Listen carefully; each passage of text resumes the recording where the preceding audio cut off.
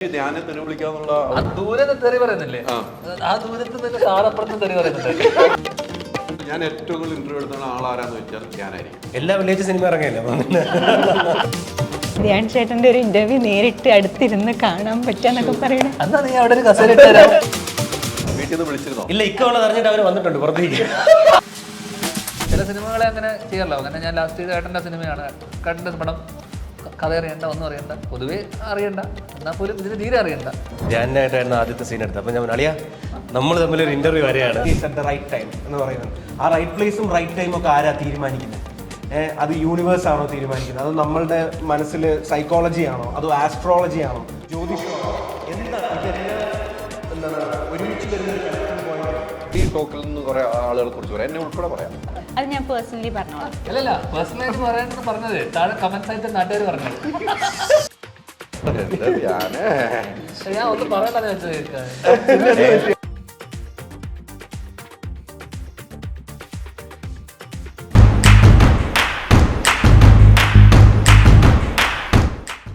IELTS any result ഉള്ളിടത്ത് പഠിക്കാം. Neetu's Academy, the best language academy in Kerala. Change ആകും, വേറെ റേഞ്ച് ആകൂ. മൈജി ഫ്യൂച്ചർ. നമസ്കാരം. പുത്തൻ സിനിമയുടെ വിശേഷങ്ങൾ പങ്കുവയ്ക്കാൻ 4 അതിഥികൾ, 4 പേർക്കും സ്വാഗതം. Thank you. ഞാനേ അതെങ്ങനെ ഇരിക്കണ വെറുതെ എന്തെങ്കിലും പറഞ്ഞങ്ങ് തുടങ്ങാ. നമ്മളെന്ത് പറയാം, ഓ എന്തൊരു എളുപ്പം. കാണുന്നതല്ലേ, ഇവിടെ ചോദിക്കും. ചോദിച്ചോളൂ. നിങ്ങളെ ജോലി എങ്ങനെയാ? ചോദിക്കുന്നേ അങ്ങനല്ല, ഒരു സഭാഗം കുറച്ചായാലോ കണ്ടിട്ട്, ഒരാഴ്ച 2 ആഴ്ച ചെയ്യുന്നത് അല്ലേ? നമ്മളെ കണ്ടിട്ടില്ല. അതെ അതെ അതെ. പക്ഷെ എന്തായാലും നമ്മുടെ പ്രിയപ്പെട്ട സാമി സാറിന്റെ പടം അല്ലേ, വർഷങ്ങളോളം നമ്മൾ കാത്തിരുന്ന സിനിമ. അദ്ദേഹം ഒരു ഡയറക്ഷനിലേക്ക് വരിക എന്ന് പറയുമ്പോൾ മലയാള സിനിമ ഒന്നടക്കം വന്ന് ഏറ്റെടുത്താണ്. ഞാൻ ലോഞ്ച് സമയത്ത് ഞാൻ പോയി. മലയാളത്തിലെ എല്ലാ പ്രൊഡ്യൂസർമാരും ഡയറക്ടർമാരും സ്ക്രിപ്റ്റ് റൈറ്റർമാരെല്ലാം ഒന്നിച്ചുകൂടി ഒരു സിനിമയുടെ പൂജാവേദിയിൽ ഞാൻ അന്ന് സാമി സാറിൻ്റെ അടുത്ത് ചോദിച്ചൊരു ഡയലോഗുണ്ട്. എങ്ങനെയാണ് ധ്യാനിലേക്ക് എത്തിയെന്ന് ഞാൻ ചോദിച്ചു. അന്ന് സാമി സാറിന് ഞാൻ പുതിയ ആളുകളെ തേടിപ്പോവാണ്, എനിക്ക് പുതിയ പിള്ളേരുടെ കൂടെ കൂടണം. 73-ാം വയസ്സിലും 37-ാം വയസ്സിൻ്റെ ചുറുകുറുക്കാണ് എനിക്കുള്ളതെന്നാണ് എന്നോട് സാമി സാർ പറഞ്ഞത്. ആ ചുറുകുറുക്ക് ഉണ്ടായിരുന്നു. നമ്മുടെ ഭാഗ്യം. അല്ല, അങ്ങനെ ആകുമ്പോ നിങ്ങൾ സിനിമയിൽ അഭിനയിച്ചിട്ടുണ്ടല്ലോ, പ്രായം തെറ്റിയ പ്രായത്തില്. നമ്മൾ 5 പേര് ഈ സിനിമയിലുണ്ട് ഇല്ലേ? ഉണ്ട് ഉണ്ട് ഉണ്ട്. ഈ സിനിമയിൽ നമ്മൾ ഒരുമിച്ച് അഭിനയിച്ചിട്ടുണ്ട്. അതൊരു സീക്രട്ട് ആയിട്ട് പുള്ളി വെക്കണം. അതാണോ ഈ സിനിമയുടെ സീക്രട്ട്? ഉണ്ടെന്നുള്ളതായിരുന്നു ഇതിന്റെ സീക്രട്ട്. നമ്മൾ വെളിപ്പെടുത്തി. അല്ല ഞാൻ പറഞ്ഞത്, നമ്മൾ ഒത്തിരി പ്രതീക്ഷിക്കുന്നു സംസ്ഥാനത്ത് നിന്ന്. നമ്മൾ ഒത്തിരി പ്രതീക്ഷിക്കാം. എത്ര നല്ല സ്ക്രിപ്റ്റുകൾ അല്ലേ, എല്ലാ ഹിറ്റുകളിലും സ്ക്രിപ്റ്റ് ചെയ്ത ആളാണ് അദ്ദേഹം. ഒരു ഡയറക്ഷനിലേക്ക് വരുമ്പോൾ അതെങ്ങനെയായിരുന്നു? ധ്യാനൊക്കെ സബ്ജക്റ്റ് കേൾക്കുകയും സാമി സാറിന് കൂടെ അഭിനയിക്കാൻ പോകുമ്പോൾ ഉണ്ടായിരുന്ന ഒരു ഫീൽ എന്തായിരുന്നു ധ്യാനം? നമ്മള് ചില നമുക്ക് ആഗ്രഹങ്ങളൊക്കെ ഉണ്ടാവുമല്ലോ. നമ്മള് SN സ്വാമി കഥാതിരക്ക സംഭാഷണം നമ്മൾ പണ്ട് നമ്മൾ ഏറ്റവും പുളകം പൊള്ളിച്ച ഗൂസ് ബംസ് എന്ന സിനിമകളാണ്. 20-ാം നൂറ്റാണ്ടായിക്കോട്ടെ, CBI ആയിക്കോട്ടെ, ഈ സിനിമകളൊക്കെ നമ്മൾ കണ്ടിട്ട് നമ്മൾ ഒരിക്കലും ചിന്തിക്കുന്നില്ല വർഷങ്ങൾക്ക് ശേഷം അല്ലെങ്കിൽ വർഷങ്ങൾക്കപ്പുറം അദ്ദേഹം ഒരു സംവിധായകനാവുന്നു. നമ്മൾ കാരണം പുള്ളിയുടെ മനസ്സിൽ അങ്ങനെ ആഗ്രഹം ഉണ്ടായിരുന്ന പോലും നമുക്കറിയില്ല. അങ്ങനെ ഒരു സിനിമയിൽ നിന്ന് പെട്ടെന്ന് അങ്ങനെ ഒരു സംഭവം, പെട്ടെന്ന് എനിക്കൊരു കോൾ വരുന്നു. സിനിമ എനിക്കൊന്ന് ഇവിടെ തൊട്ടപ്പുറത്താണ് നമ്മൾ മീറ്റ് ചെയ്ത്, BTH മീറ്റ് ചെയ്യുന്നു. എന്നോട് ഇങ്ങനെ ഒരു ഐഡിയ പറയുന്നു, ഇതാണ് സിനിമ, കഥയല്ല, ഇങ്ങനൊരു കൺസെപ്റ്റ് വെച്ചിട്ടൊരു സിനിമ ചെയ്യാന്നുള്ള ആഗ്രഹം. അപ്പോൾ എനിക്ക് തോന്നിയെന്ന് വെച്ച് കഴിഞ്ഞാൽ, സാറ് വർഷങ്ങൾക്ക് ശേഷം അല്ലെങ്കിൽ ഒരു സിനിമ ഫസ്റ്റ് നമ്മളെപ്പോലെ ഒരാളെ വെച്ചിട്ട് ഇങ്ങനെ കഥ ആലോചിക്കുന്നത്, അത് നമ്മുടെ ഒരു ഭാഗ്യമായിട്ടും, ഈ സിനിമയുടെ വിഷയം അത് തന്നെയാണ്, ഫെയ്റ്റ്, ഡെസ്റ്റിനി, നിമിത്തം. അപ്പം നമ്മളതിനെ എന്തോ ഒരു വലിയൊരു ഭാഗ്യമായിട്ട് സാറിൻ്റെ സിനിമ, കാരണം നമുക്ക് വേറൊന്നും ചിന്തിക്കാനില്ല. സാറ് നമ്മളെ ആലോചിച്ചല്ലോ, അല്ലെങ്കിൽ നമ്മളെ വെച്ചിട്ട് സിനിമ ചെയ്യാൻ ആലോചിച്ചല്ലോ. അത് ആ തോട്ടിൽ നിന്ന് നമ്മൾ നേരെ വന്നിട്ട് ബ്ലൈൻഡായിട്ട് നേരെ വന്നിട്ട് ചില സിനിമകളെ അങ്ങനെ ചെയ്യാറല്ലോ. അങ്ങനെ ഞാൻ ലാസ്റ്റ് ചെയ്ത ഏട്ടൻ്റെ സിനിമയാണ്. കണ്ട പടം കഥ അറിയണ്ട, ഒന്നും അറിയണ്ട, പൊതുവേ അറിയണ്ട, എന്നാൽ പോലും ഇതിന് തീരെ അറിയണ്ട, ഒരു പരിപാടി അറിയണ്ട, ഈ ഐഡിയ പറയുന്നു, അത് ഐഡിയ എന്തായിക്കോട്ടെ സാറിൻ്റെ സിനിമയുടെ ഭാഗമാവാൻ പറ്റുക എന്നുള്ളതായിരുന്നു. അപ്പം അത് എന്നെ സംബന്ധിച്ചിടത്തോളം വളരെ പേഴ്സണലാണ്. കാരണം നമ്മൾ അത്രയും ഐഡലൈസ് ചെയ്ത് അല്ലെങ്കിൽ നമ്മൾ അത്രയും ഇഷ്ടപ്പെട്ടിരുന്ന ചുരുക്കം ചില റൈറ്റേഴ്സേ ഉള്ളൂ മലയാളത്തിൽ അങ്ങനെ നോക്കുമ്പോൾ. അതും പുതിയ ജനറേഷനിൽ വളരെ വിരളം. പഴയ അച്ഛൻ്റെ കാലത്തുള്ള റൈറ്റേഴ്സിൽ എനിക്ക് ഏറ്റവും ഫേവറേറ്റ് എന്ന് പറയുമ്പോൾ ലോയ് സാറും സാമി സാറും അച്ഛൻ അല്ലെങ്കിൽ ഡെനിസ് ജോസഫ് ആ ലീഗിൽ ഉണ്ടായിരുന്ന അല്ലെങ്കിൽ ആ ടോപ്പ് മെയിൻ സ്ട്രീം റൈറ്റേഴ്സിൽ ഉണ്ടായിരുന്ന ഒരാൾ വർഷങ്ങൾക്ക് ശേഷം സംവിധാനം ചെയ്യുന്നൊരു സിനിമയിൽ നമ്മളൊരു പാർട്ടാവുക എന്ന് പറഞ്ഞാൽ അതിലെന്ത് ചെറിയൊരു പരിപാടിയാണെന്ന് നിൽക്കില്ല. ഞാൻ നായകനാണെന്ന് പോലും എനിക്കറിയില്ല അന്ന് പോകുമ്പോൾ. നായകനാണെന്ന് എൻ്റെ അടുത്ത് ഇങ്ങനൊരു പരിപാടി ഉണ്ട്, ഇങ്ങനൊരു സംഭവം ഉണ്ട്, അതിൽ ഞാനാണ് ലീഡ് ചെയ്തെന്ന് അറിഞ്ഞപ്പോൾ അതിനപ്പുറമുള്ളൊരു സന്തോഷം വേറെ ഇല്ല. അപ്പോൾ കഥയോ അല്ലെങ്കിൽ അതൊന്നും ഒരു മാനദണ്ഡമല്ല ഈ സിനിമയെ സംബന്ധിച്ചിടത്തോളം.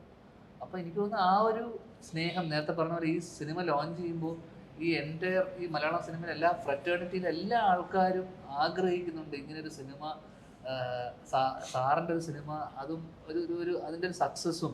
ഇപ്പോൾ ഈ പ്രൊജക്റ്റിനൊരു ഗുഡ് വില്ലുണ്ട്. ഇത് അനൗൺസ് ചെയ്ത സമയം തൊട്ടിട്ട് അല്ലെങ്കിൽ ഈ സാറിൻ്റെ ഡിസിഷൻ എടുത്ത് തൊട്ടിട്ട് മീഡിയ ആയിക്കോട്ടെ അല്ലെങ്കിൽ ഈ ഫ്രറ്റേണിറ്റിയിൽ സിനിമ ഫ്രറ്റേണിറ്റിയിലെ ആൾക്കാരായിക്കോട്ടെ, ഇൻഫാക്ട് സാധാരണ നമ്മൾ കണ്ടുവരുന്ന പലരും നമ്മുടെ സിനിമയായിട്ട് ബന്ധപ്പെടില്ലാത്ത ആൾക്കാർ പോലും എൻ്റെ അടുത്ത് ചോദിക്കുന്നതാണ് സാറിൻ്റെ സിനിമ എന്തായി, സാമി സാറിൻ്റെ പടം എപ്പോഴാണ് റിലീസ്. അപ്പോൾ അത്രത്തോളം ഗുഡ് വില്ലുള്ള ഒരു ആസ് എ പേഴ്സൺ പുള്ളിനെ ഒരു റൈറ്ററിനുപരി ആസ് ഒരു മനുഷ്യൻ എന്നുള്ള ഇതിൽ എല്ലാവർക്കും സാമി സാർ എന്ന് പറയുമ്പോൾ ഒരു റെസ്പെക്റ്റ് ഉണ്ട്, വേറെ രീതിയിലൊരു സ്നേഹവും അനുകമ്പയൊക്കെ ഉള്ള ഒരാളാണ്. അപ്പോൾ സാറിൻ്റെ കൂടെ ഒരു സിനിമ ചെയ്യാൻ പറ്റി എന്നുള്ളതാണ് എനിക്ക് തോന്നുന്നത്. ഇതേ ഫീലിംഗ് ആയിരിക്കും നമ്മളെല്ലാവരും ഷെയർ ചെയ്യുന്ന ഒരു ഫീലിംഗ് ആണ്, കോമൺ ഫീലിംഗ് ആണ് പറഞ്ഞത്. അപ്പം കംപ്ലീറ്റ്ലി സാറിൻ്റെ ക്രെഡിറ്റിൽ പോകുന്നൊരു സിനിമ, സാറിൻ്റെ സിനിമ, അതും നമ്മൾ ഇൻഫാക്ട് ഇക്കയുണ്ട് ഈ സിനിമയിൽ. നമ്മളെ സംബന്ധിച്ചിടത്തോളം ഗുഡ് വില്ല് കൂടി ഗുഡ്വില്ലിന്റെ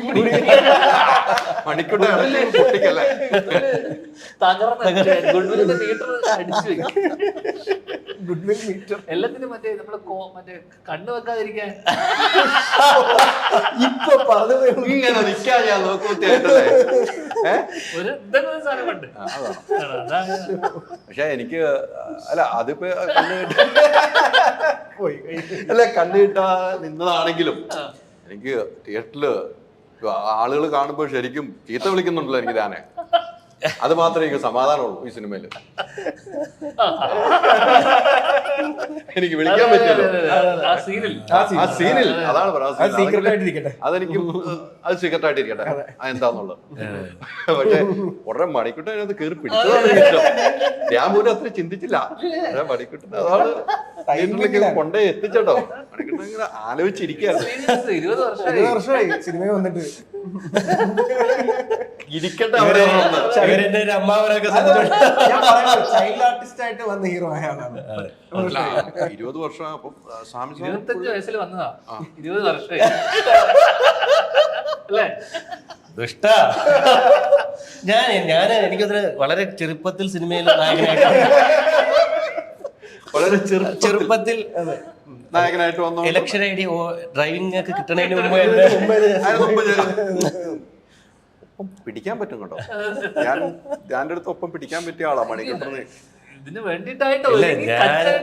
അല്ല, ഞാൻ ഈ സിനിമ യഥാർത്ഥത്തിൽ സാമി സാർ വിളിച്ച സമയത്ത് ഞാൻ ധ്യാനായിട്ടായിരുന്നു ആദ്യത്തെ സീൻ എടുത്തത്. അപ്പൊ ഞാൻ അളിയാ നമ്മൾ തമ്മിലൊരു ഇന്റർവ്യൂ വരെയാണ് എന്ന് ഞാൻ പറഞ്ഞു. അല്ല, എനിക്ക് ഏറ്റവും ഇൻട്രസ്റ്റിങ് നിങ്ങളിടയിൽ ഒന്ന് ഇരിക്കാൻ സാധിച്ചു. അതായത് കമലഹാസൻ, ശ്രീദേവി, അങ്ങനെ പോലെ ഒരു ഇന്റർവ്യൂ അല്ലേ, മോഹൻലാൽ, ശോഭന ആ ഒരു ഇതിലോട്ട് ധ്യാൻ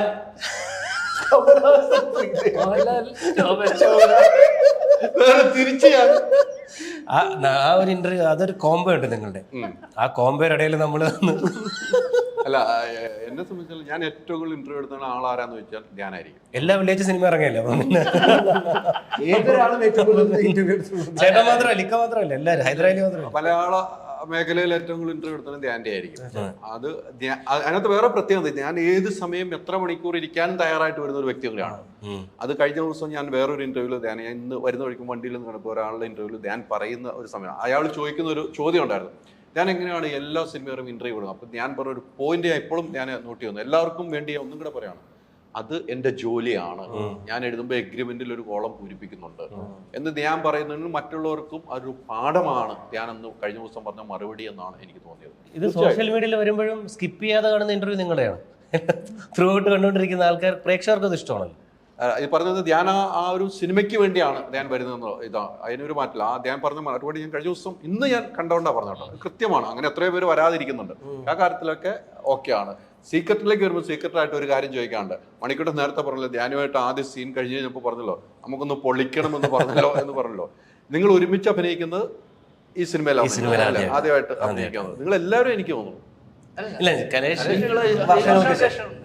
അയ്യോ അത് ഞാൻ പെട്ടെന്ന് നമ്മള് പറ്റിച്ചിട്ട് പോയ ആളാണ്, പെട്ടെന്ന് പോയില്ല, 2 വർഷം ഇരിക്കുന്നത്. പക്ഷെ ധ്യാനുമായിട്ട് നമുക്ക് ഒരു സെറ്റിൽ നിൽക്കുമ്പോൾ ഉണ്ടാവുന്ന ഒരു അനുഭവങ്ങളുണ്ടല്ലോ. ഞാൻ പുള്ളിയുടെ അച്ഛനായിട്ടാണ് കമ്പനി. അല്ല പ്രായം വെച്ച് ഞാനാ പറയാൻ വളരെ ചെറുപ്പത്തിൽ വന്നാണ് മനുഷ്യന്റെ ആദ്യത്തെ സിനിമ അല്ലേ ശ്രീനിവാസ സാറായിട്ടായിരുന്നു ബോയ് ഫ്രണ്ടില്. പിന്നെ ഞാൻ അദ്ദേഹമായിട്ട് ഒരു അമേരിക്കൻ ട്രിപ്പ് പോയിട്ടുണ്ട് ഷോയ്ക്ക്. അതേ എനിക്ക് അധികം ഷോയ്ക്കൊന്നും പോയിട്ടില്ല സാർ, നമ്മൾ അടിച്ചു പൊളിച്ച ഷോ ആയിരുന്നു. അതിനുശേഷം ഞാൻ വിനീതേട്ടൻ്റെ തട്ടത്തിൻ മറയത്തിൽ അഭിനയിച്ചു. തട്ടത്തിൻ മറയത്തിന് ശേഷം വിനീതേട്ടനായിട്ട് ഞാനൊരു അമേരിക്കൻ ഷോ പോയി. ഇപ്പൊ ധ്യാനുമായിട്ട് അഭിനയിക്കുകയാണ്. ആദ്യമായിട്ട്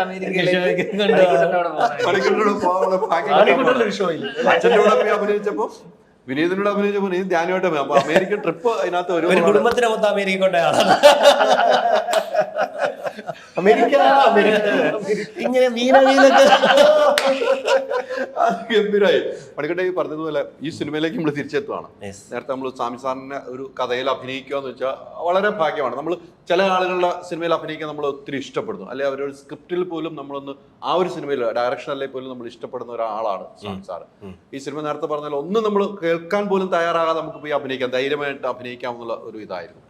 ഓരോ കഥാപാത്രങ്ങൾ ചെയ്ത് വരുമ്പോഴും ഇതിലേക്ക് എത്തുന്ന ഒരു സീനുണ്ട്. സീക്രട്ട് എന്ന് പറഞ്ഞാൽ എസ് എൻ സ്വാമിയുടെ കഥയിൽ ഡയറക്ഷനിലേക്ക് പോകുമ്പോൾ നമുക്കൊരു ഭയം, അല്ലെങ്കിൽ നമുക്കൊരു ഈ സിനിമ ചെയ്യുമ്പോൾ നമുക്ക് ഒത്തിരി മൈൻഡുകൾ പലതായിരിക്കും. ഈ സബ്ജക്റ്റും അങ്ങനെ തന്നെയാണ്. അതെങ്ങനെയാണ് ഉൾക്കൊണ്ടത്? ഇല്ല, ഞാൻ സ്വാമി സാറ് ഇതിനു മുമ്പ് യങ്സ്റ്റേഴ്സിന് വെച്ച് കഥ എഴുതിയ ഒരു സിനിമയുണ്ട് പോസിറ്റീവ്, ഡയറക്റ്റ് ചെയ്ത് VKP ആയിരുന്നു. അതിൽ ഞാൻ അഭിനയിച്ചിരുന്നു. അതിനുശേഷം സാറ് ഡയറക്റ്റ് ചെയ്യുന്ന ഫസ്റ്റ് മൂവിയാണ്. സ്വാമി സാറിൻ്റെ ഒരു ഡയലോഗ് പറയാൻ സാധിക്കുക ഒരു ആക്ടർ അല്ലെങ്കിൽ ആക്ടിങ് സ്റ്റുഡൻറ്റിനെ സംബന്ധിച്ച് വലിയ ഭാഗ്യമാണ്. പിന്നെ നമ്മൾ ഇതിൽ ആ കൂടെ ഞാൻ 2 സീനിലൂടെയാണ് കടന്നു പോകുന്നത്. പക്ഷേ ഫസ്റ്റ് ഒരു ലെങ്തി ഡയലോഗാണ്.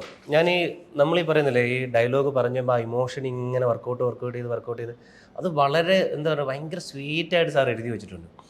നമ്മളിപ്പോൾ നേരത്തെ പറയുന്ന ഭയം വേണ്ട. സ്വാമി സാർ ഒരു ബ്രാൻഡാണ്. എസ് എൻ സ്വാമി എന്ന് പറയുന്നത് മലയാള സിനിമയുടെ അല്ലെങ്കിൽ ഇന്ത്യൻ സിനിമയുടെ ഒരു ബ്രാൻഡാണ്. ലോക സിനിമ അദ്ദേഹത്തിൻ്റെതായ ഒരു കയ്യൊപ്പ് പതിഞ്ഞ രീതിയിലുള്ള നമുക്ക് പല ആൾക്കാരുടെ പേര് പറയുന്നതിനോടൊപ്പം തന്നെ അല്ലേ വെക്കാൻ പറ്റുന്ന ഒരു ബ്രാൻഡാണ് സ്വാമി സാർ. അത് എല്ലാവർക്കും അറിയാമെന്നുള്ള സത്യം. പക്ഷേ ഒരു ആക്ടറിനെ സംബന്ധിച്ച് അദ്ദേഹത്തിൻ്റെ കഥാപാത്രമായി മാറുമ്പോഴത്തേനും പേടിയല്ല, നമ്മൾ സാറിൻ്റെ കൂടെ അങ്ങ് നിന്ന് കൊടുക്കുക. സാറ് നമ്മളെ കൊണ്ട് കറക്റ്റായിട്ട് ചെയ്യിപ്പിച്ചെടുത്തോളൂ. പിന്നെ ഞാൻ നേരത്തെ പറഞ്ഞ പോലെ സാറൊരു സിനിമ ചെയ്യുന്നു എന്ന് പറയുമ്പോഴത്തേനും തീർച്ചയായും മലയാളം ഇൻഡസ്ട്രിയിൽ നിന്ന് മാത്രമല്ല ഇന്ത്യൻ ഇൻഡസ്ട്രിയിൽ നിന്ന് തന്നെ പലരും വില്ലിങ് ആവും സാറിന് ഡേറ്റ് കൊടുക്കാനായിട്ട്. പക്ഷേ സാറ് ഞങ്ങളെ യങ്സ്റ്റേഴ്സിനെ വെച്ച് ആ സിനിമ ചെയ്യാൻ സാറിൻ്റെ മനസ്സിന് തോന്നിയ എൻ്റെ നേരത്തെ പറഞ്ഞ വാക്ക് ഇൻറ്റ്യൂഷൻ, നമ്മൾ ഈ സീക്രട്ടിനെ പറ്റി പറഞ്ഞ ആ ഡെസ്റ്റിനി സാറിൻ്റെ മനസ്സിൽ വന്നു. അത് നമ്മുടെ ഭാഗ്യമാണ്. സാറിൻ്റെ കഥാപാത്രമായി മാറാനും സാറ് അങ്ങനെ ഒരു ആദ്യത്തെ സംവിധാനമാണ്. അപ്പോൾ സംവിധാനം ചെയ്യുന്ന സമയത്ത് അദ്ദേഹത്തിൻ്റെ കഥാപാത്രമായി മാറേണ്ടത് നമ്മുടെ ഭാഗ്യം. അല്ല, എനിക്ക് ആദ്യത്തെ ഷൂട്ട് നടക്കുന്ന ദിവസം നമ്മൾ പൂജ കഴിഞ്ഞിട്ട് ഷൂട്ട് നടക്കുമ്പോൾ എൻ്റെ പിൻനിരയിലിരിക്കുന്ന ഡയറക്ടർമാരാണ് മധു സാറ്, കമൽ സാറ്, ഇങ്ങനെ നീണ്ടിരിക്കുകയാണ്. സ്വാമി സാർ ഇങ്ങനെ ഇരിക്കുമ്പോൾ എത്രയോ ടാലൻ്റായ സംവിധായകരോട് ഇരിക്കുക. ഓരോ സീൻ കഴിയുമ്പോൾ അവർ വരെ ആക്ഷൻ പറയാൻ ഇങ്ങനെ വെപ്രാളപ്പെടുന്ന ആ സീൻ കാണുകയാണ് ആദ്യത്തെ ദിവസം. അത് നമ്മുടെ മനസ്സിൽ ഭയങ്കരമായിട്ട് കയറിയ ഒരു സംഭവമാണ്. അത്രയും പേര് നിരന്നിരിക്കുകയാണ്. ഏറ്റവും സൂപ്പർ സിനിമകൾ എന്ന ഡയറക്ടർമാർ ഇങ്ങനെ ഇരിക്കുക. സ്വാമി സാറ് ഡയറക്ഷൻ ചെയ്തുകൊണ്ട് ഇങ്ങനെ നിരന്നിരിക്കുന്ന ആ ഒരു സീൻ കാണുമ്പോൾ ഉണ്ടല്ലോ, അപ്പോൾ എത്രമാത്രം പ്രതീക്ഷയാണ് എല്ലാവർക്കും കൊടുത്തിരിക്കുന്നത് ആ സിനിമയെക്കുറിച്ച് എനിക്ക് മനസ്സിലായത്. ഈ എല്ലാ സിനിമകളും പല രൂപത്തിലാണ് വരുന്നത് അല്ലേ, ഇത് വേറെ രൂപത്തിലാണ്. സീക്രട്ട് എന്ന പേരും തന്നെ വേറെ രൂപത്തിലാണ് വരുന്നത്. ഈ സിനിമയുടെ സബ്ജക്റ്റ് കേട്ട് ഇത് ഏത് രീതിക്ക് യാത്ര ചെയ്യുമായിരിക്കുമെന്ന് മനസ്സിൽ ചിന്തിച്ചു? ഈ സിനിമയുടെ ഒരു യാത്രയുണ്ടല്ലോ, ഏത് രീതിക്ക് ചിന്തിച്ചോ? ഇല്ല, എനിക്ക് ഇപ്പോൾ എന്നെ സംബന്ധിച്ചിടത്തോളം എന്നെ വിളിക്കുമ്പോഴത്തേക്ക് മൂർത്തി എന്ന് പറഞ്ഞൊരു ക്യാരക്ടറാണ്, സൈക്കോളജിസ്റ്റ് ആണെന്ന് പറഞ്ഞു. പക്ഷെ അതിനുശേഷം ഞാൻ ഫസ്റ്റ് ഡേ ഷൂട്ടിന് വരുമ്പോഴാണ് സ്വാമി സാർ ഈ ക്യാരക്ടർ എന്താണ് ചെയ്യുന്നത്, എന്താണ് ധ്യാൻ്റെ മിഥുൻ എന്ന് പറഞ്ഞ ക്യാരക്ടറിന് പറഞ്ഞു കൊടുക്കുന്നത്, എന്തുകൊണ്ടാണ് ഇതെല്ലാം സംഭവിക്കുന്നത് എന്നൊക്കെ പറഞ്ഞു തരുമ്പോഴാണ് ഇതൊരു ഇത്രയും എന്താ പറയണ്ടേ റിസർച്ച് ചെയ്യേണ്ട ഒരു മെറ്റീരിയലാണ്. അതാണ് നമ്മൾ ഇതിനകത്ത്, എന്നാൽ അത് ആളുകൾക്ക് മനസ്സിലാകുന്ന രീതിയിൽ ലളിതമായിട്ട് പറഞ്ഞു കൊടുക്കുകയും വേണം. അപ്പോൾ അത്തരത്തിലുള്ള ഡയലോഗ്സ് ആയിരുന്നു എൻ്റേത് ഇതിനകത്ത്. ഇപ്പം മിഥുൻ എന്ന് പറയുന്ന എൻ്റെ ഫ്രണ്ടിന് ഞാൻ പറഞ്ഞു കൊടുക്കുകയാണ്, എടാ നിന്റെ ജീവിതത്തിൽ നടക്കുന്ന ഓരോ കാര്യത്തിനും അല്ലെങ്കിൽ നടക്കാൻ പോകുന്ന കാര്യത്തിനും എല്ലാം കണക്റ്റഡ് ആണ്. അത് മനസ്സിലാക്കി കൊടുക്കാൻ വേണ്ടിയിട്ട് ഞാൻ ഈ നിമിത്തശാസ്ത്രവും അങ്ങനത്തെ കുറച്ച് കാര്യങ്ങളൊക്കെയാണ് പറഞ്ഞു കൊടുക്കുന്നത്. അപ്പോൾ അത് ശരിക്കും പറഞ്ഞാൽ ഒരു തീസിസ് മെറ്റീരിയലാണ് അല്ലേ. അതായത് നമ്മൾ ഗവേഷണം ചെയ്യേണ്ട കാര്യങ്ങളൊക്കെയാണ് ഇതിനകത്ത് പറയുന്നത്. അപ്പം എനിക്കെന്ന് വെച്ച് കഴിഞ്ഞാൽ ഇതൊരു കൗതുകമായിരുന്നു. ഇതിങ്ങനെ സ്വാമി സാർ ഒരു സിനിമയിൽ പറയും, ഇതൊരു തോട്ടായിട്ട് പറയുമ്പോഴത്തേക്കും ഭയങ്കരമായിട്ട് നമ്മൾ എക്സൈറ്റ് ചെയ്യിക്കുന്നു. അതായത് ഇപ്പം നമ്മൾ നേരത്തെ പറഞ്ഞിരുന്നു you have to be at the right place at the right time എന്ന് പറയുന്നത്. ആ റൈറ്റ് പ്ലേസും റൈറ്റ് ടൈമും ഒക്കെ ആരാ തീരുമാനിക്കുന്നത്? അത് യൂണിവേഴ്സ് ആണോ തീരുമാനിക്കുന്നത്? അത് നമ്മളുടെ മനസ്സിൽ സൈക്കോളജി ആണോ, അതോ ആസ്ട്രോളജി ആണോ, ജ്യോതിഷമാണോ, എന്താണ്? ഇതെല്ലാം എന്താണ് ഒരുമിച്ച് വരുന്ന ഒരു കണക്റ്റിംഗ് പോയിന്റ് ഉണ്ട്.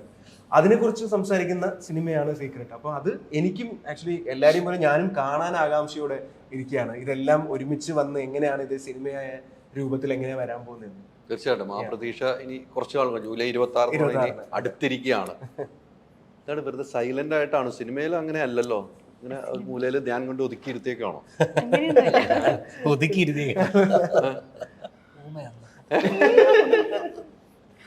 അല്ലല്ലോ, ചോദിച്ചാലല്ലേ ഉത്തരം. അല്ല ഇത് നമ്മൾ ഇടപെടുന്ന ഇടയ്ക്കൊന്നും ഇടപെടണ്ടേ? ഞാൻ കേട്ട് കേട്ട് ആസ്വദിച്ചോണ്ടിരിക്കില്ലേ ഇവര് പറയുന്നത്. ഇവരൊക്കെ ഞാനും ഇന്റർവ്യൂലാണ് അധികം കാണുന്നത്. ഷൂട്ടിംഗ് സെറ്റിൽ കുറച്ച് ദിവസങ്ങളല്ലേ നമ്മൾ ഒരുമിച്ചുള്ളൂ. പക്ഷെ അതിൽ കൂടുതൽ കാണുന്ന ഇന്റർവ്യൂസിലും ബാക്കി മൂവീസിലുമാണ്. അപ്പൊ നേരിട്ടുള്ള ഒരു എക്സ്പീരിയൻസ് അല്ലേ ധ്യാൻ ചേട്ടന്റെ ഒരു ഇന്റർവ്യൂ നേരിട്ട് അടുത്തിരുന്ന് കാണാൻ പറ്റാന്നൊക്കെ പറയണേ.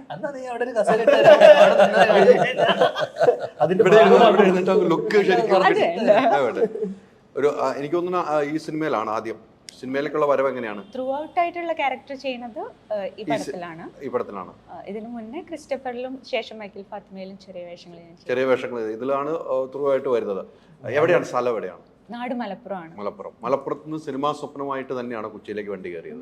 ഞാൻ ക്ലിനിക്കൽ സൈക്കോളജിസ്റ്റ് ആയിട്ട് വർക്ക് ചെയ്യാണ്. ധ്യാന് നല്ല ട്രീറ്റ്മെന്റ് കൊടുത്തിരുന്നു? നമ്മൾക്കൊന്നും ട്രീറ്റ്മെന്റ് കൊടുക്കേണ്ട ടൈപ്പ് ആളല്ല. ട്രീറ്റ്മെന്റ് കൊടുക്കാൻ തോന്നുന്ന ഈശ്വരാ, ഞാൻ ഇങ്ങോട്ട് ഞാനിവിടെ വെള്ളം കൊണ്ടിക്കട്ടോ ചോദിക്കടാ. അല്ലേ അങ്ങനെ തോന്നുന്നത് ഇവിടെ അല്ലേ ചെറിയ എന്തെങ്കിലും ട്രീറ്റ്മെന്റ്? ചേട്ടാ അത് ഞാൻ പറയണോ? എന്റെ ആദ്യത്തെ ഇന്റർവ്യൂ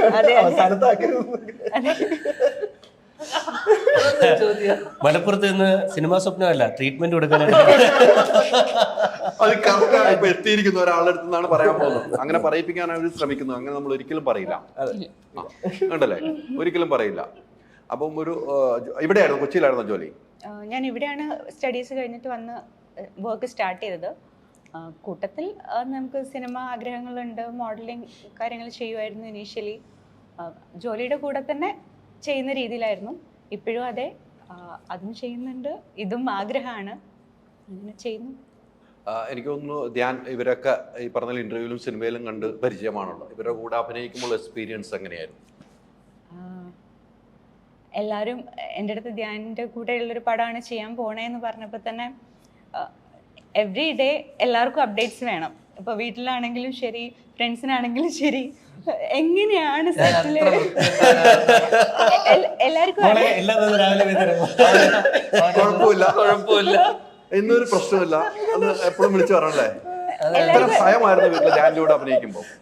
ഭയമല്ല, കുട്ടിക്കല്ല, അവരൊക്കെ ധ്യാന്റെ ഫാൻസ് ആണ്, അതുകൊണ്ടല്ലേ? അതെ, എല്ലാവർക്കും ഫുൾ ടൈം കോമഡി പറയുന്ന ടൈപ്പ് ഓഫ് പേഴ്സൺ ആണോ എന്നുള്ളതാണ് അറിയേണ്ടത്. ഇന്ന് എന്തൊക്കെ കോമഡി പറഞ്ഞു നമ്മൾ പറഞ്ഞു കഴിഞ്ഞാൽ സെറ്റിലുള്ള രീതിയും ബ്രേക്കിന്റെ ഇടയിലുള്ള രീതിയും അതല്ലാതെ കംപ്ലീറ്റ്ലി ഫ്രീ ആയിട്ട് ഇരിക്കുന്ന സമയത്ത് ആളുകൾ വേറെ രീതിയിലല്ലേ പെരുമാറുക. പക്ഷെ ആളുകൾ മനസ്സിലാക്കി വെച്ചിട്ടുള്ളൊരു ധ്യാൻ ചേട്ടൻ എന്ന് പറഞ്ഞാൽ 24/7 കോമഡി മാത്രം.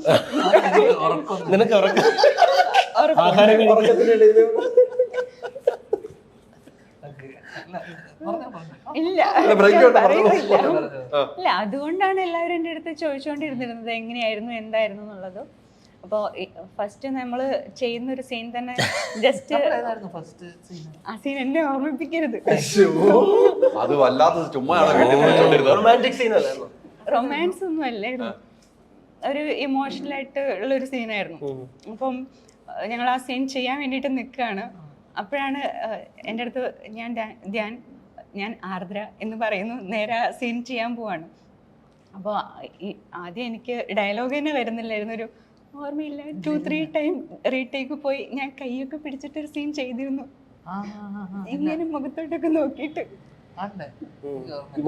സ്വന്തം വീട്ടില് വന്നിട്ട് എന്നെ കുറച്ചധികം ദിവസം കാണാനിട്ട് ഞാൻ വന്ന് എവിടെയായിരുന്നു ക്വസ്റ്റ്യൻ ചെയ്യുന്ന ഒരു സീൻ.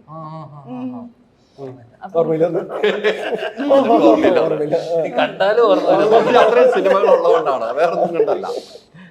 അപ്പം അതായിരുന്നു ഫസ്റ്റ് നമ്മൾ ചെയ്ത സീൻ. അപ്പൊ എനിക്ക് എന്തൊക്കെയാണെങ്കിലും എനിക്ക് കുറച്ച് റെസ്പെക്ട് ഒക്കെ എന്തൊക്കെയാണെങ്കിലും ബാക്കിയുള്ളവർക്കൊന്നും അതില്ലെങ്കിൽ പോലും എനിക്ക് കുട്ടിയോട് ഭയങ്കര റെസ്പെക്ട് ഉണ്ട്. അല്ല, അപ്പൊ എനിക്ക് അതിൻ്റെതായിട്ടുള്ള ടെൻഷൻസ് ഇനിഷ്യലി ഉണ്ടായിരുന്നു. ടെൻഷൻ വേണ്ട, സ്വാമി സാർ എന്ന് പറഞ്ഞ ഒരാൾ അവിടെ ഇരിക്കുന്ന അതല്ലേ ടെൻഷൻ? അതല്ലേ അതും ടെൻഷനാണ്. സ്വാമി സാറിനെ പോലത്തെ ഒരാൾ ചെയ്യാൻ പോകുന്ന പടത്തില് ഞാൻ ചെയ്യുന്നത് ഓക്കെ ആണോ, അല്ലെങ്കിൽ വിചാരിച്ച രീതിയിൽ ചെയ്യാൻ പറ്റുന്നില്ലേ, സാറും ഓക്കെ ആണോ? അപ്പോൾ അങ്ങനത്തെ കുറേ ടെൻഷൻസ് എനിക്കുള്ളിലുണ്ടായിരുന്നു. കുറച്ച് ദിവസം എടുത്തിട്ടാണ് ഞാൻ ആക്ച്വലി എല്ലാവരുമായിട്ടൊന്ന് ഞാൻ കുഴപ്പമില്ല ചെയ്തു നോക്കാം. പിന്നെ പാച്ച് ഷൂട്ട് വന്നപ്പോഴാണ് സമാധാനമായത്. പടം കഴിഞ്ഞു. പക്ഷെ ഒരു നല്ലൊരു എക്സ്പീരിയൻസ് ആയിരുന്നു അല്ലേ? അല്ല, വന്ന് പെട്ട കരങ്ങൾ എന്ന് വെച്ചാൽ സ്വാമി സാറിന്റെ കൂടെയാണ് ത്രൂ സിനിമയിൽ അത്രയും വലിയൊരു ആളുടെ കൂടെ സിനിമ ചെയ്യാൻ കിട്ടുന്ന ആ ഒരു ഭാഗ്യം. എത്രയോ പേര് ആ ഭാഗ്യത്തിന് വേണ്ടി കാത്തിരുന്നു. പക്ഷെ അവിടെ എത്തിയ താങ്കളിലേക്ക് തേടി എത്തിയെന്ന് പറയുമ്പോൾ ഒരു വലിയ ഭാഗ്യമല്ലേ? ആദ്യമായിട്ടൊരു ത്രൂ ഔട്ട് ക്യാരക്ടർ സാറിന്റെ കൂടെ, സാറിന്റെ സ്ക്രിപ്റ്റില്, സാറിന്റെ പടത്തിൽ എന്ന് പറയുന്നത് വളരെ പ്രീഷ്യസ് ആയിട്ടുള്ള ഒരു കാര്യമാണ്. ഇല്ല, ഹൈദരാലിക്ക് ഒരു കാര്യം, ഇപ്പൊ നമ്മളൊരു എക്സ്പീരിയൻസ് ചോദിച്ചു, ഇനി തിരിച്ചങ്ങോട്ട് സ്വാമി സാറിനോട് അഭിനയിക്കാൻ എല്ലാവർക്കും ഒരു സ്വപ്നമാണ്. ഹൈദരാലിക്കൊക്കെ ആ ഭാഗ്യം കിട്ടി. ആ കഥാപാത്രത്തിന് ട്രാവൽ ഉണ്ട്. മലയാള ഭാഷ എന്ന് പറയുന്നത് സമ്പന്നമാണ്. എന്നിട്ട് ഇങ്ങനെ ഒരു തെറി എഴുതി കൊണ്ട് സംസാരിപ്പിച്ച് ആ യാത്രയെ കുറിച്ചൊക്കെ എന്താ പറയാ? നമ്മുടെ അസോസിയേറ്റിനെ ഇപ്പൊ ഇവിടെ പിടിച്ചിരുത്തും. പതുക്കെ ഞാൻ പറഞ്ഞപ്പോ എനിക്ക് ഞാൻ ഒരു സുഹൃത്തിന് പതുക്കെ അസോസിയേറ്റ് അവിടുന്ന് ഇപ്പുറത്ത് ബോട്ടിലപ്പുറം ഒച്ചയ്ക്ക് പറയുന്ന പറഞ്ഞു. ചെയ്യുന്ന സമയത്ത് എന്തായിരുന്നു ഫീലിംഗ്? ശരിക്കും ഞാൻ കാര്യമായിട്ട് ചോദിച്ചത്, എനിക്ക് ഞാൻ തെറി വിളിക്കാന്നുള്ള അതല്ലല്ലോ ഞാൻ ചോദിച്ചത്. ആ സീനിലല്ലേ ഞാൻ പറഞ്ഞ സ്വാമി പടത്തിൽ അതും തെറി പറയാ. ഇത്ര സമ്പന്നമായ ഒരു ഭാഷയിൽ നിന്ന് തെറിയായിട്ട് പറഞ്ഞിട്ടില്ല. വളരെ ഈസിയായി ചെയ്തു പോയി. ഈസിയായിട്ട് ലൈഫിലുള്ളതല്ലേ എന്നെ ഉദ്ദേശിച്ച ആ ദൂരത്ത് തെറി പറയുന്നില്ലേ, ആ ദൂരത്ത് നിന്ന് സാറപ്പുറത്ത് തെറി പറയുന്നില്ലേ, പെട്ടെന്ന് തീർക്കണമെന്നാണോ ലൈറ്റ് മോഡ്? അത് സംസാരം തമിഴിലാ പറയണ, നമുക്ക് പെട്ടെന്ന് മനസ്സിലാക്കില്ല. എനിക്കത് സാറ് എന്റെ മകനാണല്ലോ, കൃഷ്ണ അറിയാലോ. കൃഷ്ണനോട് പറഞ്ഞു அந்த மடையில யாருடா போட்டது, ஏன்டா இந்த பைத்தியக்காரன் அந்த கூப்பிடாவனே അങ്ങനെ എന്തോ പറയണവര് ഞാൻ ഞാൻ ഒരിക്കലും കേട്ടു. ഞാൻ വെള്ളത്തിന്റെ അടിയിലാണ്, ഒരിക്കലും കേട്ടില്ല. അത് ഞാൻ വെള്ളത്തിന്റെ അടിയിൽ കേട്ടു. അപ്പൊ അതിന്റെ മുഴക്കം എന്താണെന്ന് മീനുകളൊക്കെ ചെതറി ഓടി. ലോങ് ഷോട്ടിലായിരുന്നു, ബോട്ടിനകത്ത് എന്തായിരുന്നു അല്ലേ? ഞാൻ ഒന്നും പറയണ്ടെന്ന് വെച്ചത്. കമലഹാസൻ, ശ്രീദേവി, ശോഭനയും മോഹൻലാലും പോലെ നമ്മളൊരു കോമ്പോയാണല്ലോ വർക്ക് ചെയ്തോണ്ടിരിക്കണം. ഞങ്ങൾ അങ്ങനെ ഒരു യാത്രയാണ്, ഒരു കുഴപ്പമില്ല. പക്ഷെ ഈ പറഞ്ഞ പോലെ സ്വാമി സാറിന്റെ സിനിമയിൽ എനിക്കും അഭിനയിക്കാൻ കിട്ടിയ വലിയൊരു ഭാഗ്യമായിട്ടാണ്. എത്രയോ പേരെ ചെറിയൊരു വേഷമാണെങ്കിൽ അത് ചെയ്യാൻ ഒത്തിരി ആർട്ടിസ്റ്റുകൾ ആഗ്രഹിക്കുന്നുണ്ട്. അവിടെയും എനിക്ക് സ്വാമി സാർ ഒരു ഇത് തരുന്നുണ്ടെങ്കിൽ ഞങ്ങളൊരു ബന്ധം തന്നെയാണ്. ഞാൻ പറഞ്ഞാൽ ഞാൻ കഥയൊന്നും കേട്ടില്ലായിരുന്നു. കേട്ടിരുന്നെങ്കിൽ ഞാൻ മാറ്റി പിടിച്ചേനെ. അപ്പം ഹാപ്പിയാണ് തീർച്ചയായും അല്ലേ? ഈ മണിക്കുണ്ടിന്റെ ഒക്കെ എങ്ങനെയാണ് കാണുന്നത്? ധ്യാനെ കുറിച്ചെന്ന് പറയും, മണിക്കുണ്ടിനെ കുറിച്ച് എന്താണ് പറയാനുള്ളത്? കോമ്പിനേഷൻ കുറെ ഉണ്ടായിരുന്നല്ലോ, കംഫർട്ടബിൾ ആയിരുന്നു. പറഞ്ഞവര് ധ്യാനം ധ്യാന്റെ അടുത്ത് മാറിയോ? ധ്യാന്റെ അടുത്താണെങ്കിൽ ദിവസം 3 തൊട്ടായിരുന്നു, എനിക്ക് മിനിറ്റിനാണ്. ഇവിടെ കോമ്പിനേഷൻ ഇല്ലേ? അപ്പൊ ആ പ്രശ്നമില്ല. അപ്പൊ ഈ 2 പേരെയാണ് വീട്ടിൽ നിന്ന് വിളിക്കുന്നത്, വിളിച്ച് ചോദിച്ചോണ്ടിരുന്നത്. ഇന്നിപ്പോ വന്ന് ഇവിടെ പ്രമോഷൻ വരാണ് ധ്യാനന്റെ മണിക്കൊണ്ട് വീട്ടിൽ നിന്ന് വിളിച്ചിരുന്നോ? ഇല്ല, ഇക്ക ഉള്ളത് അറിഞ്ഞിട്ട് അവര് വന്നിട്ടുണ്ട് പുറത്തേക്ക്.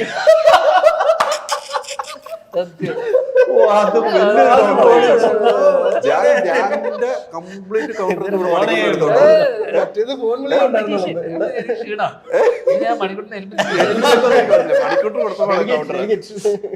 ഗുരുവേ ഇന്ന് ഇക്ക വരുന്നതെന്ന് പറഞ്ഞിട്ട് വീട്ടുകാരെ വിളിച്ചോണ്ടാ വന്നത്. എന്തൊരു കൗണ്ടർ അവര് വന്നു. പക്ഷെ ഇത് ഞാൻ തെളിയിക്കുന്നു.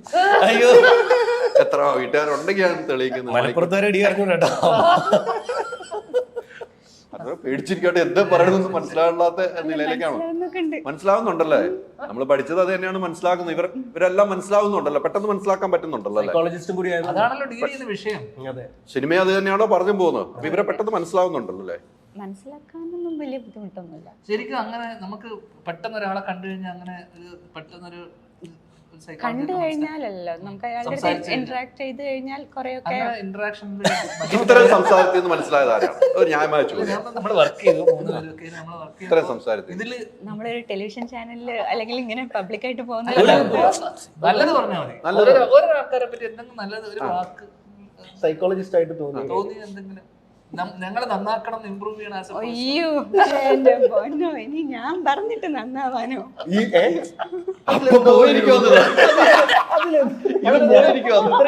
ആരും പറഞ്ഞിട്ട് നന്നായി, ഞാൻ പറഞ്ഞിട്ട് ഞാൻ കൃത്യമായിട്ട് ഞാൻ ആ സമയത്ത് അവിടെ പഠിക്കുന്ന വിഷയത്തിനെ കുറിച്ചും ഞാൻ കൃത്യമായി ചോദിച്ചിരുന്നു അല്ലേ, ഓർമ്മയില്ലേ? അപ്പം ഒരു മനുഷ്യൻ എന്നുള്ള രീതിയിൽ നമ്മൾ കുറെ ഇന്ററാക്ഷനും ഞങ്ങളുടെ കുറെ കോമ്പിനേഷൻ ഉണ്ട്. അപ്പൊ ഞാൻ ചോദിക്കുന്ന ഒരു മനുഷ്യൻ എന്നുള്ള രീതിയിൽ ഞാൻ എന്തെങ്കിലും രീതിയിൽ മാറ്റം ഞാനായിട്ടുള്ള രീതിയിൽ കംഫർട്ടബിൾ ആണ്. എന്റെ ചുറ്റുമുള്ള ആളുകൾക്ക് എന്നെ കൊണ്ട് വേറെ പ്രശ്നമൊന്നും ഇല്ലെങ്കിൽ പിന്നെ നമ്മൾ അങ്ങനെ ഒരുപാട് എഫേർട്ട് ഇട്ട് ചേഞ്ച് ചെയ്യേണ്ട കാര്യങ്ങളൊന്നും ഇല്ലല്ലോ. ആരെങ്കിലും എന്തെങ്കിലുമൊക്കെ പറയുന്നുണ്ടോ ചേഞ്ച് ചെയ്താനേ എന്നുള്ള രീതിയിൽ? അല്ലെങ്കിൽ ആരെങ്കിലും പിന്നെ എല്ലാവർക്കും ഇഷ്ടമാണെന്ന് വിചാരിച്ചാൽ ഈ യാത്ര എല്ലാവർക്കും ഇഷ്ടമാണ് എന്നാണ് പറയുന്നത്. മണിക്കൂറിനെ അല്ല, ഇപ്പൊ ധ്യാനെ കുറിച്ച് അങ്ങനെ എല്ലാരെ കുറിച്ചൊന്ന് പറയാം. ഇപ്പൊ ഇപ്പൊ ഈ ടോക്കിൽ നിന്ന് കുറെ ആളുകളെ കുറിച്ച് പറയാം, എന്നെ ഉൾപ്പെടെ പറയാം. അത് എന്തുകൊണ്ടാണ് ചോദിക്കുന്നത്? ഈ വിഷയത്തിൽ ഡോക്ടറേറ്റ് എടുത്ത അതുകൊണ്ടാണ്, അല്ലെങ്കിൽ ചോദിക്കേണ്ട കാര്യമല്ലോ. അല്ല, ഇക്കേ പറയുന്ന നേരത്ത് ക്യാമറ ഓഫ് ചെയ്യാം. അല്ല, പറയാൻ ബുദ്ധിമുട്ടാണെങ്കിൽ അല്ല, പറയാൻ ബുദ്ധിമുട്ടില്ലൊന്നല്ല. എനിക്ക് ഒത്തിരി ഉണ്ടെന്നുള്ള പറയാൻ പോകുന്നില്ല, ഞാൻ ചുമ്മാ ചോദിച്ചാട്ടോ. അല്ല പറഞ്ഞു ഇല്ല, ധൈര്യമായിട്ടും പറയാം. അത് ഞാൻ പേഴ്സണലി പറഞ്ഞോളാം. പേഴ്സണലി ഇത് കഴിഞ്ഞിട്ട് നമുക്ക് പ്രശ്നം ഉണ്ടായിരിക്കും. സംസാരിച്ചില്ലല്ലോ. ഷോക്ക് ഇപ്പൊ നിർത്തിയിട്ടുള്ളതുകൊണ്ട് കുറെ ആളുകൾ രക്ഷപ്പെടുന്നുണ്ട്. എന്തിന് വൈദ്യുതി നഷ്ടം, എന്തോ പ്രശ്നമുണ്ട്, ക്യാമറ ഓഫ് ചെയ്തിട്ട് പറയാനാണ് പറഞ്ഞത്. പേഴ്സണലി പറയാന്നാണ് പറഞ്ഞത്. എന്ത് മാറാ രോഗമാണ് മാനസികം. ഇത് പ്രേക്ഷകർ മൊത്തം ഇത് ഇനി പ്രേക്ഷകർ മൊത്തം കമ്പനി ആ പേഴ്സണലായിട്ട് പറഞ്ഞത് എന്നോട് വീണ്ടും ഞാൻ പറയും, ഞാൻ പറയുകയും ചെയ്യും പിന്നീട് വീഡിയോ ആയിട്ട്. അല്ലല്ല, പേഴ്സണലായിട്ട് പറയാനെന്ന് പറഞ്ഞത് താഴെ കമന്റ്സ് ആയിട്ട് നാട്ടുകാർ പറഞ്ഞത്. അവർക്കറിയാലോ എന്താന്നുള്ളത്. മോഹൻലാലിനെ അറിയാത്ത ആൾക്കാരുണ്ടോ? മണിച്ചിത്രത്താഴിലേക്ക് ഇങ്ങ് പോവുകയാണ് മക്കളെ എന്ന് നമുക്ക് മനസ്സിലായല്ലോ. പ്രശ്നമൊന്നുമില്ല അല്ലേ? ഇപ്പൊ കുഴപ്പമില്ല. അപ്പൊ നേരത്തെ ആയിരുന്നു കുഴപ്പം? നേരത്തെ ഞാൻ അത്ര കണ്ടിട്ടില്ലല്ലോ. ഇപ്പൊ കുഴപ്പമില്ല. ഇവിടെ ഇരിക്കുമ്പോ ഒരു പ്രശ്നമല്ലോ. ഇപ്പൊ പ്രശ്നമില്ല, ഈ മൊമെന്റില് പ്രശ്നമില്ല. താക്കീത് പോലെ ഡോക്ടറോടും വക്കീലിനോടും ഒരിക്കലും പറയില്ല. എനിക്ക് കുറച്ച് കാര്യങ്ങൾ ചോദിച്ചറിയാനുണ്ട്, എന്നിട്ട് എനിക്ക് മൊത്തത്തിലൊരു നിരീക്ഷണം അനാലിസിസ് നടത്തി പറയാൻ പറ്റുള്ളൂ. എന്തോ പിടിച്ചിട്ടുണ്ട്. പിന്നെ ഡിഗ്രി എടുത്ത ആളല്ലേ, PhD എടുത്തിട്ട് വന്നേക്കണല്ലേ. അപ്പൊ ഒരു കുഴപ്പമില്ല, നമുക്ക് ധൈര്യമായിട്ട് ഒന്ന് ഇരിക്കണം. എനിക്കും കുറച്ച് പറയാനുണ്ട്.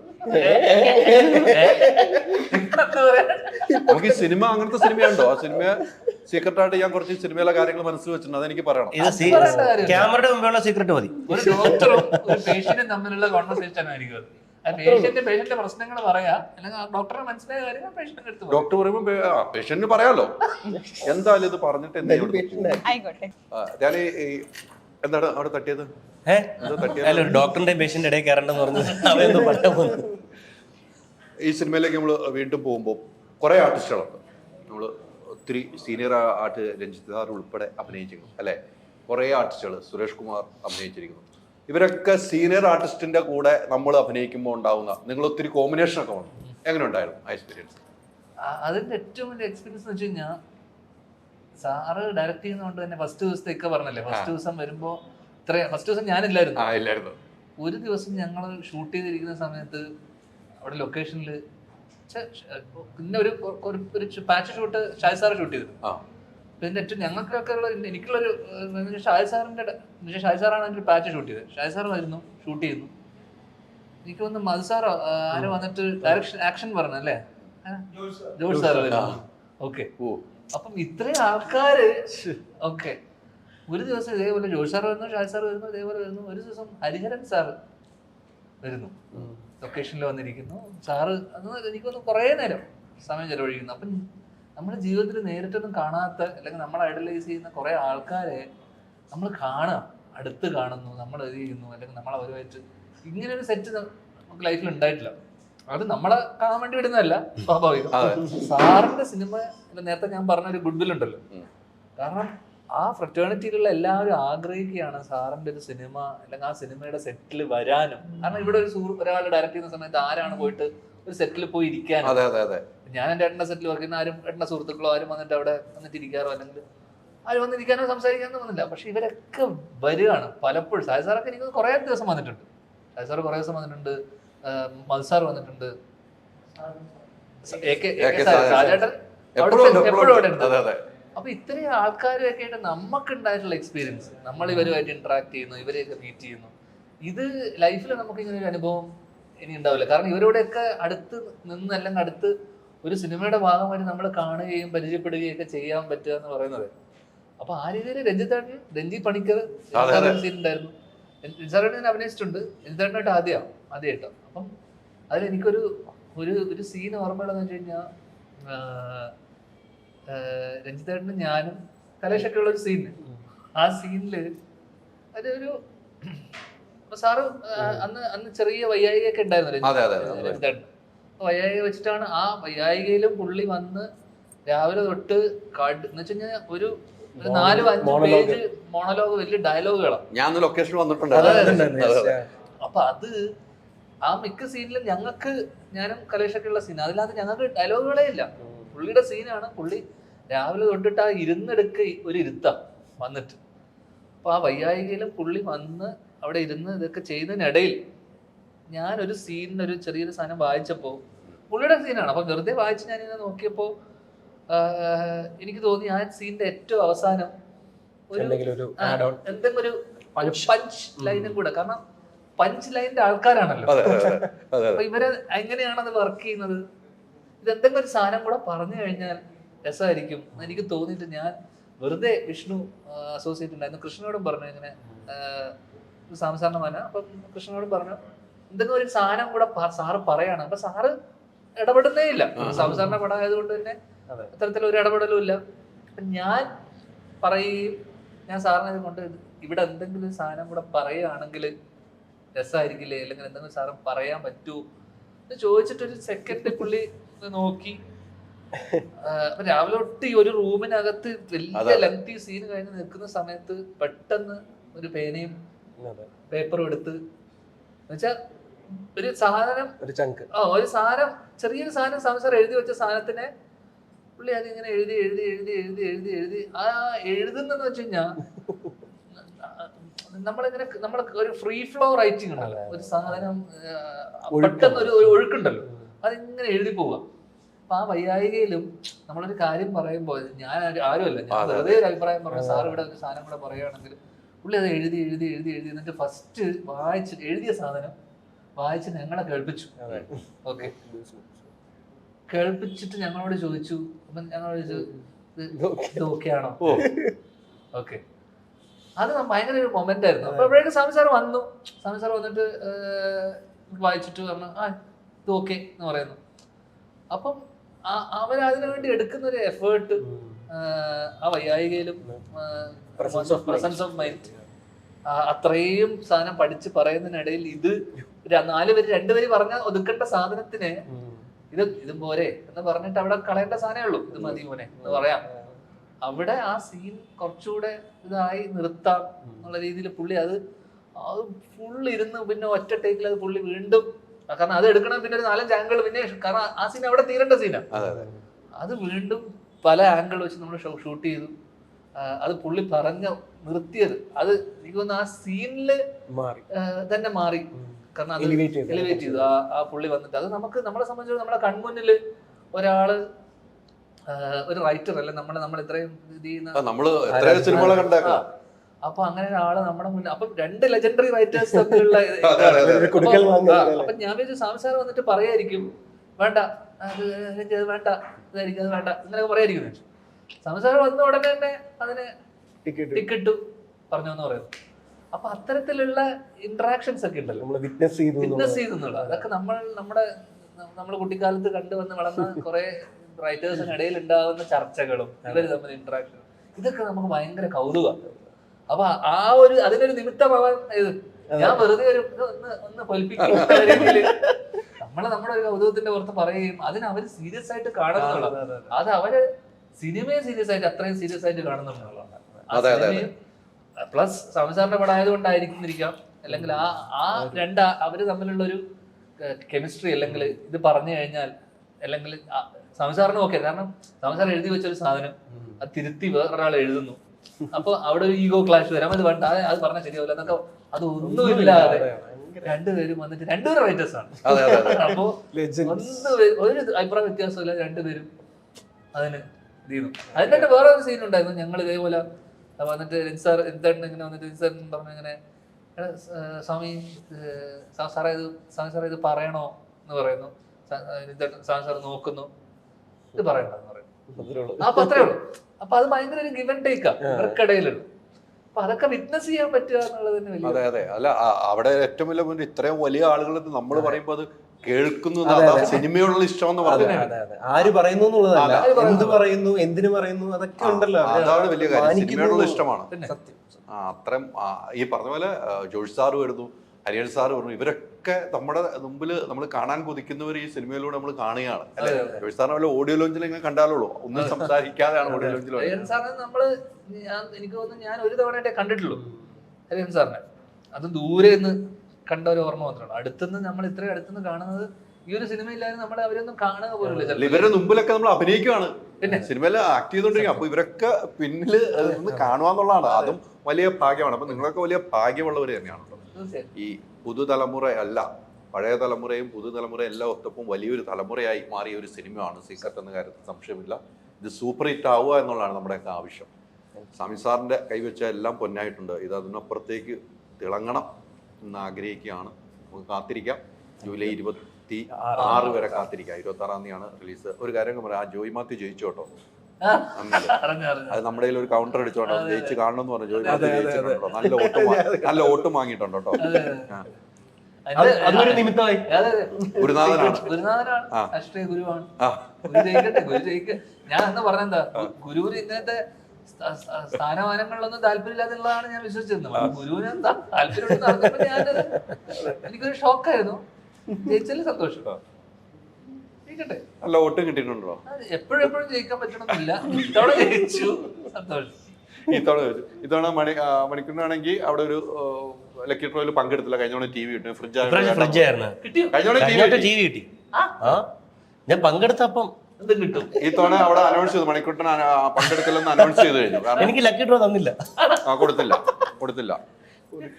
അത് ഫ്രിഡ്ജ് ആയിരുന്നു. വീട്ടിൽ 2 ഫ്രിഡ്ജ് ഉണ്ട്. പിന്നെ ചുമന്നുകൊണ്ട് തിരുവനന്തപുരം വരെ പോകാൻ വേണം. അത് വേറെ അവിടെ 35,000 ഫ്രിഡ്ജ് 45,000 രൂപ കൊടുത്ത് തിരുവനന്തപുരത്ത് മറച്ചു വെക്കാൻ പാടില്ലെന്ന് അനൗൺസ് ചെയ്യുകയും ചെയ്തു. അതുകൊണ്ട് തന്നെയായിരുന്നു ഇതിന്റെ മ്യൂസിക്കാരാണ് ഈ സിനിമയുടെ. അത് മറച്ചു വെച്ചോ? മറച്ചു വെക്കാൻ പറ്റില്ല, അല്ലെങ്കിൽ ഇലക്ട്രോയിൽ പങ്കെടുത്തില്ല, അപ്പൊ തന്നെ വിറ്റ വാങ്ങിക്കാൻ നിൽപ്പുണ്ടായിരുന്നു.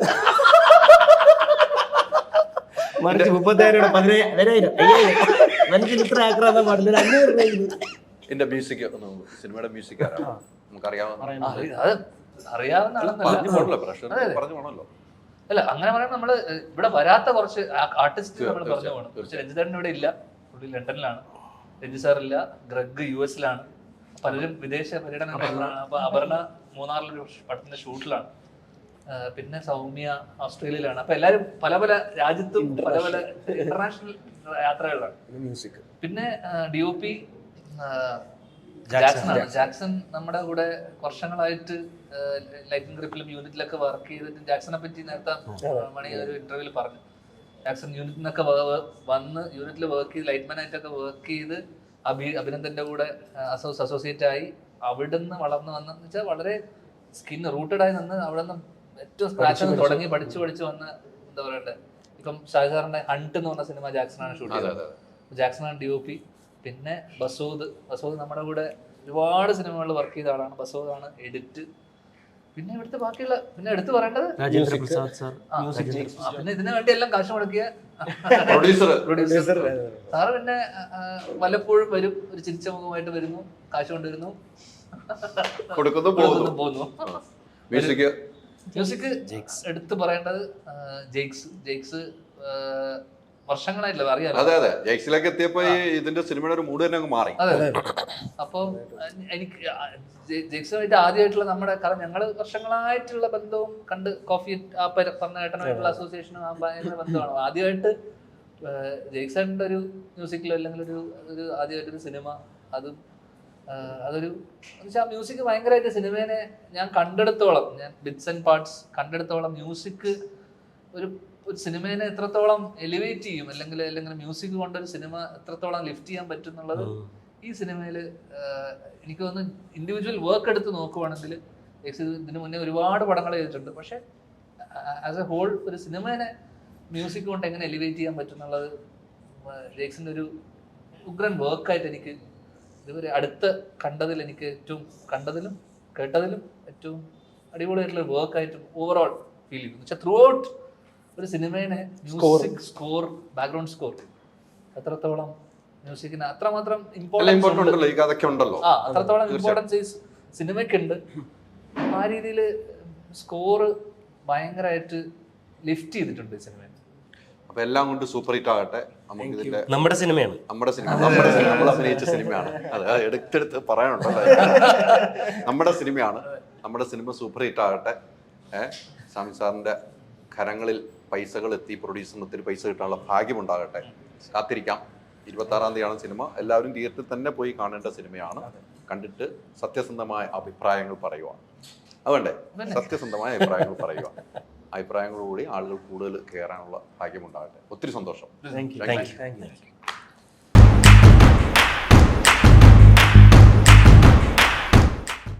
IELTS ഇനി റിസൾട്ട് ഉള്ളിടത്ത് പഠിക്കാം. Neethu's academy, the best language academy in Kerala. Change ആകൂ, വേറെ റേഞ്ച് ആകൂ. മൈജി ഫ്യൂച്ചർ.